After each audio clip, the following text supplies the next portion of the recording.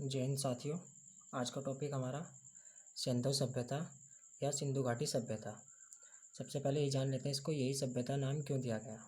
देखो, सिंधु घाटी सभ्यता, सिंधु नदी है हमारी जो तिब्बत में मानसरोवर झील के पास से निकलती है और पाकिस्तान से होते हुए अरब सागर में गिर जाती है, और इसके आसपास जो खुदान हुआ उस सारी सभ्यता सिंधु नदी के आसपास हुई, तो इसलिए इसको क्या बोला गया, सिंधु घाटी सभ्यता। ठीक है, और कुछ बातें जान लेते हैं। भारतीय पुरातत्व विभाग के जन्मदाता के रूप में अलेक्जेंडर कनिंघम को जाना जाता है, और भारतीय पुरातत्व विभाग की स्थापना का श्रेय लॉर्ड कर्जन को जाता है। तो जरूर ध्यान रखेंगे, दोनों पॉइंट इम्पोर्टेंट है। और भारतीय पुरातत्व विभाग की स्थापना कब हुई? स्थापना याद रखनी है 1861 ईस्वी में। ठीक है गाइज, ये 2-3 पॉइंट इम्पोर्टेंट हो गए। अब दूसरी बात, सिंधु घाटी सभ्यता को ही हड़प्पा सभ्यता भी कहा जाता है। वो क्यों कहा जाता है?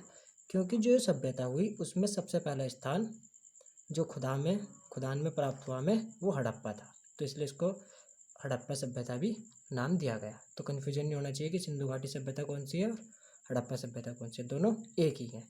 फिर हड़प्पा सभ्यता का ही भारतीय उपमहाद्वीप की प्रथम नगरीय क्रांति माना जाता है। नगरीय क्रांति से मतलब यहाँ पर नगर की व्यवस्था थी। ठीक है, और कार्बन डेटिंग पद्धति, ये ध्यान रखें, कार्बन डेटिंग पद्धति द्वारा हड़प्पा सभ्यता की तिथि 2500 ईसा पूर्व से 1750 ईसा पूर्व मानी गई है। यानी कि यह सभ्यता कांस्य युगीन थी। कांस्य युगीन ध्यान रखें, यानी कि कांस्य से थी, और जो पाषाण में था, पाषाण में तांबा था। ठीक है, ये ध्यान रखेंगे। यदि आपने वीडियो नहीं देखी है पाषाण वाली, आप पीछे देख सकते हैं। अब हम बात करते हैं हड़प्पा सभ्यता या सिंधु घाटी सभ्यता कहाँ तक फैली हुई है। ठीक है, देखो, हम भारत के यदि मैप में देखें, पूरब पश्चिम, ये उत्तर और ये दक्षिण, 4 दिशाएं होती हैं। तो पूर्व में ये आलमगीरपुर, पूर्व में आलमगीरपुर ये हमारा यूपी में पड़ता है, मेरठ के आसपास का क्षेत्र। और इसे ध्यान रखना है, आलमगीरपुर किस नदी के किनारे है? हिंडन या हिंडस नदी के किनारे, ये ध्यान रखेंगे। ठीक है, और यहाँ से क्या प्राप्त हुआ है? हमें सांप की मूर्ति प्राप्त हुई है, ये ध्यान रखेंगे। एक पॉइंट पूछ लिया जाता है, ये आलमगीरपुर हिंडन नदी के किनारे है। और पश्चिम में बात करें हम, सुत्कागेडोर या बलूचिस्तान, जो भारत में नहीं है, पाकिस्तान की ओर चला गया है। नेक्स्ट, उत्तर में मांडा, यानी कि जम्मू कश्मीर में फैला हुआ है। और यदि हम बात करें दक्षिण में, तो दक्षिण में दैमाबाद, दक्षिण में ही दैमाबाद महाराष्ट्र में। अब देखो, दैमाबाद किस नदी के किनारे है? नदी है गोदावरी। देखो याद कैसे रहेगा, देखो दाइमाबाद यानी कि दाई माँ, यानी कि जब कभी बच्चा होता है तो पहले पुराने गांव में दाई माँ होती थी, और वो सबसे पहले बच्चों को अपनी गोद में लेती थी, तो गोद में दाई माँ। तो दाइमाबाद महाराष्ट्र में है, और किस नदी के किनारे है? गोदावरी नदी के। ठीक है, अब हम पढ़ते हैं हड़प्पा कालीन नगर किस नदी के किनारे हैं, खोजकर्ता कौन है, और क्या क्या खोज हुई है। ठीक है गाइज, और हाँ एक पॉइंट ध्यान रखना है, ये लग रहा है चतुर्भुज में है, लेकिन हड़प्पा कालीन या सिंधु घाटी सभ्यता त्रिभुज के आकार की मानी जाती है, क्योंकि ये बस इतना सीधा हो जाएगा यहाँ से। ठीक है, वो ज़्यादा दूर नहीं पड़ता, तो इसलिए त्रिभुजाकार की सभ्यता मानी जाती है।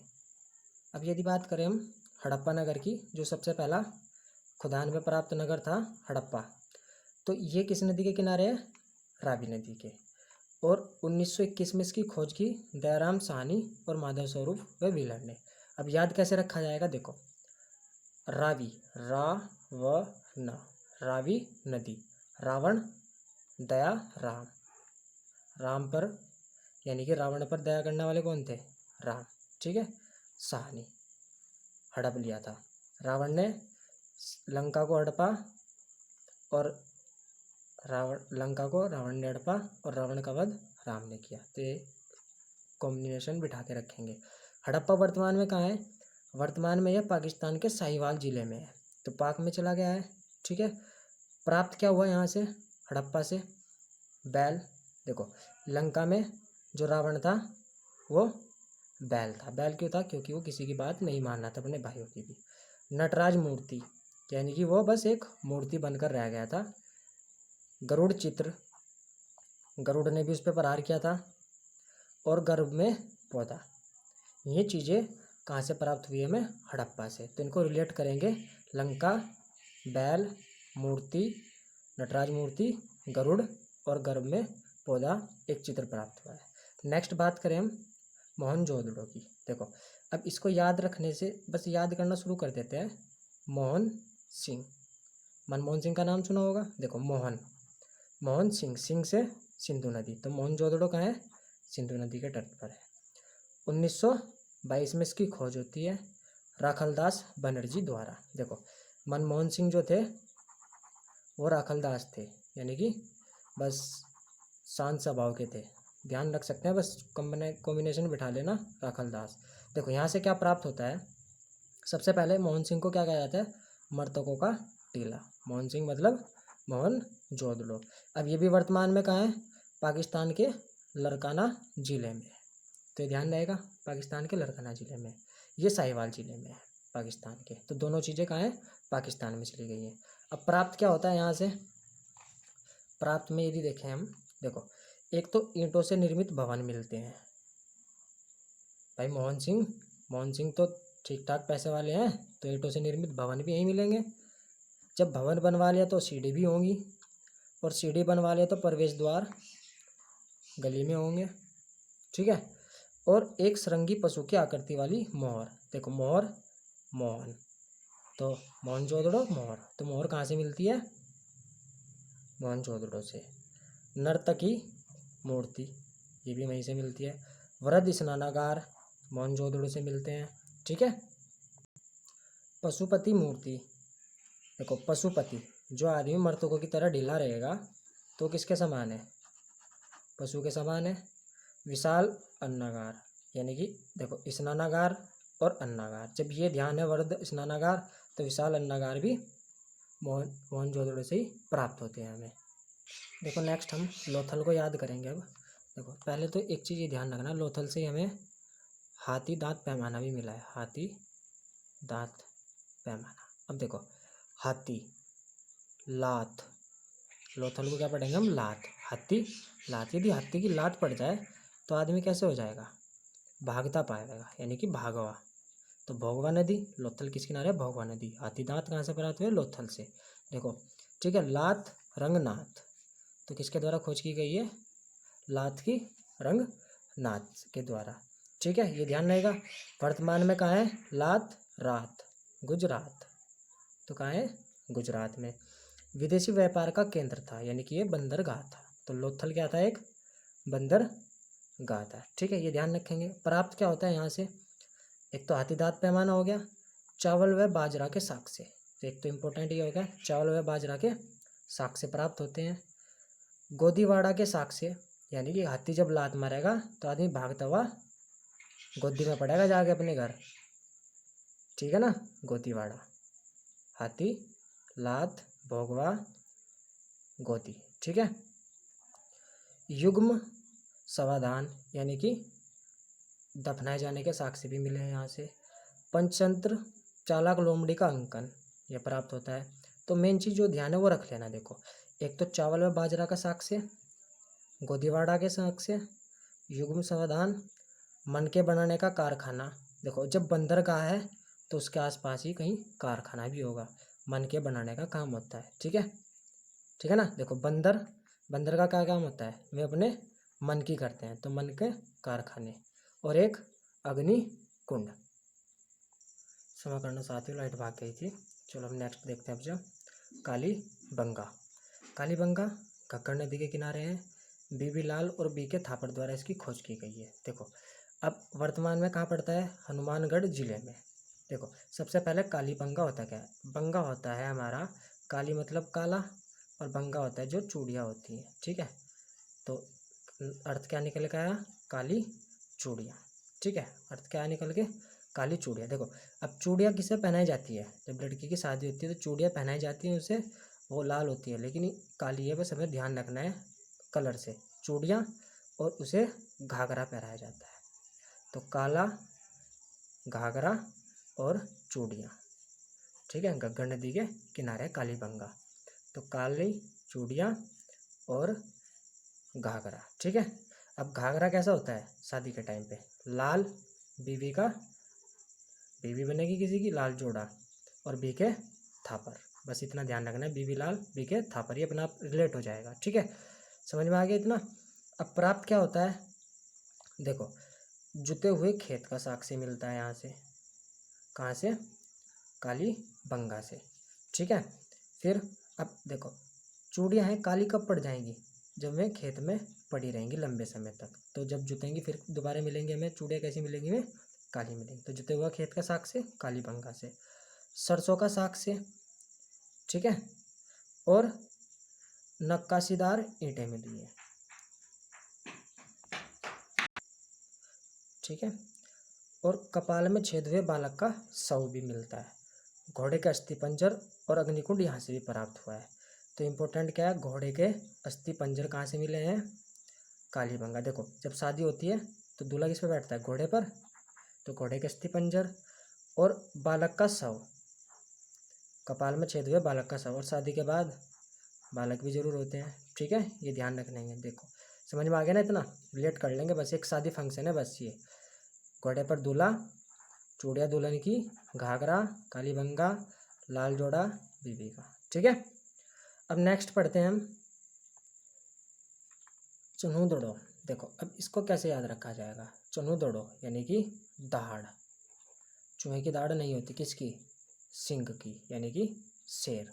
तो दाढ़ सिंध नदी यानी कि सिंह की, और जब सिंह दहाड़ता है तो जहाँ भी मजूम लगाओ, झुंड लगाओ, वे सारे क्या कहते हैं, गोपाल, मजूमदार, दहाड़, सिंह की। तो चुनूदड़ो किस नदी के किनारे, सिंधु नदी के, खोज हुई 1931 में और गोपाल मजूमदार द्वारा।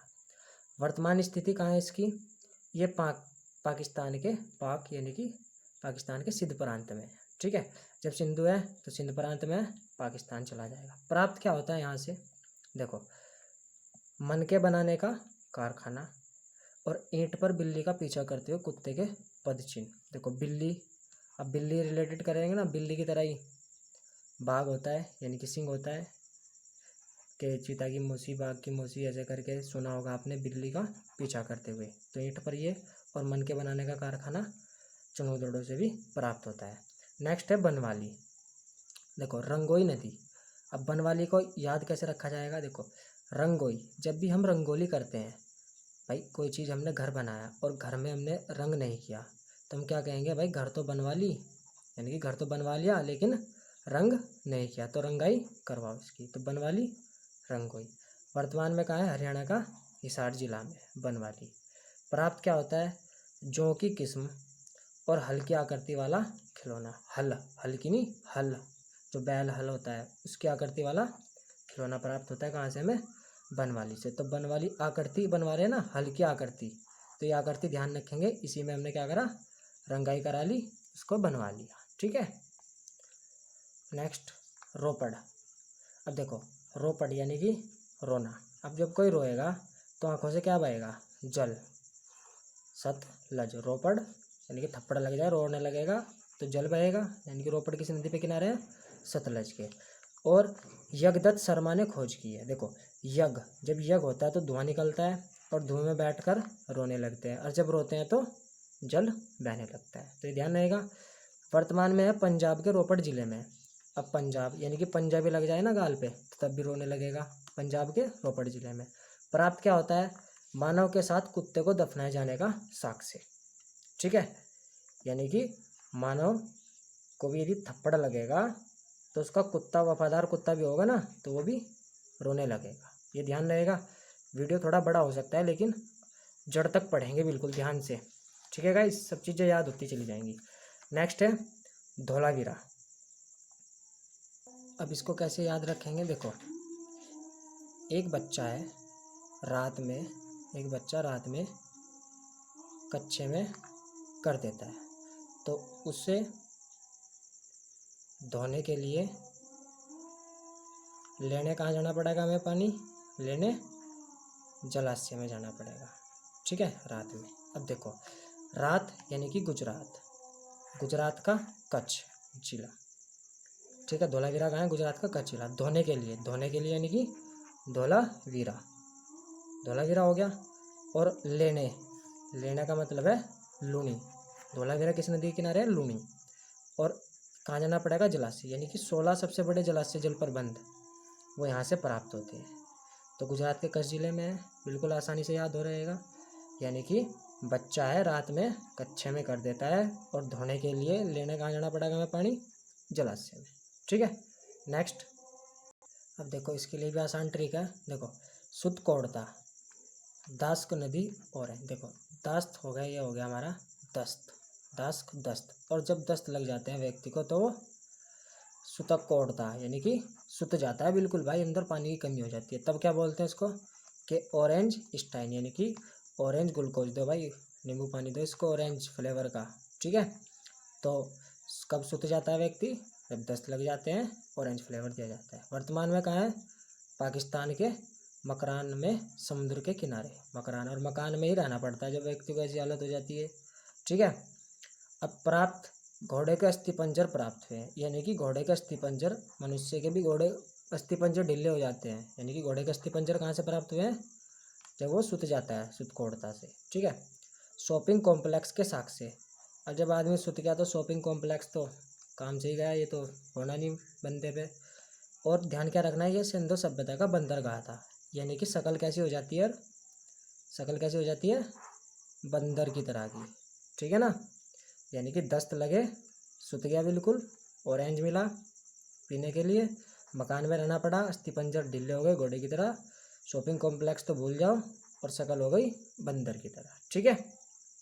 अब नेक्स्ट भी फनी वीडियो के साथ है। देखो, रंगपुर, मादर नदी और रंगनाथ। देखो, मादर को लिखना है हमें मदिरा, मादर मदिरा। अब मदिरा पीकर तो हर कोई रंग में आ जाता है, और जब रंग में आ गया तो ऐसा बंदा रंगनाथ हो जाता है। ठीक है ना। वर्तमान स्थिति कहाँ है? गुजरात का कठियावाड़ा। ठीक है। प्राप्त क्या हुआ है? धान की भूसी, है ना। यानी कि अब पीता मदिरा कौन पिएगा सबसे ज़्यादा? जिसके पास धन की भूसी होगी भाई, धन का भूसा होगा, पूरा धन होगा, वही मदिरा पिएगा और रंग में आएगा, रंगनाथ हो जाएगा। ठीक है। दैमाबाद मैंने याद करा दिया आपको, गोदावरी नदी से। यहाँ से क्या प्राप्त हुआ है हमें? रथ। ठीक है गाइस। इसमें बताया था ना, दाई माँ, दाई माँ जब भी बच्चा होता है सबसे पहले गोद में लेती है वही दाई माँ। ठीक है। तो घाटी सभ्यता से और कुछ महत्वपूर्ण पॉइंट जान लेते हैं, जैसे कि वहाँ की नगर विन्यास पद्धति किस पर आधारित थी? तो वो थी जाल पद्धति। और जाल पद्धति को क्या बोला जाता है? Grid system.